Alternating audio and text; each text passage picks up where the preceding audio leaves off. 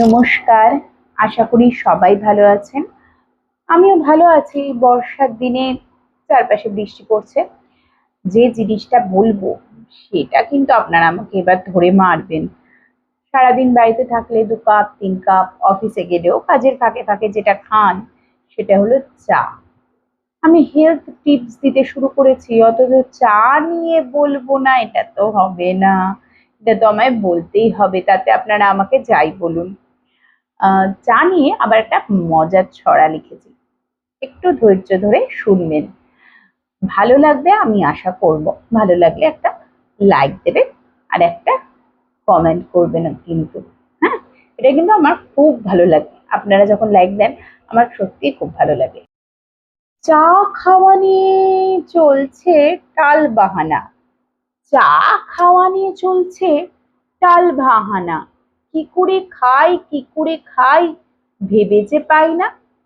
Tannic acid আছে চায়েতে, তাই সকালবেলা চা খেলে অ্যাসিডিটিটা যেন একটু বাড়িয়ে দেয়।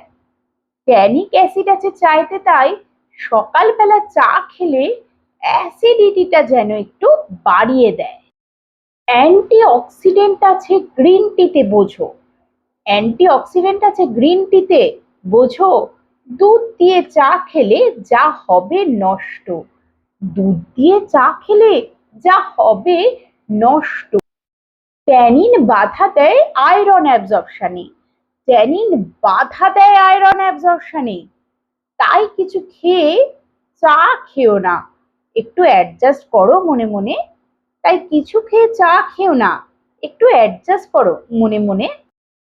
চায়ের অ্যান্টি অক্সিডেন্টের লাভ যদি নিতে চাও, চায়ের অ্যান্টি অক্সিডেন্টের লাভ যদি নিতে চাও, দুধ চিনি ভুলে গ্রিন টি কাপ ভরে খাও।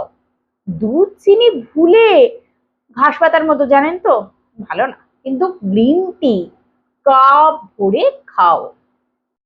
গ্রিন টিটা, হ্যাঁ গ্রিন টিটা 2 থেকে 3 কাপ খেতেই পারো দিনে।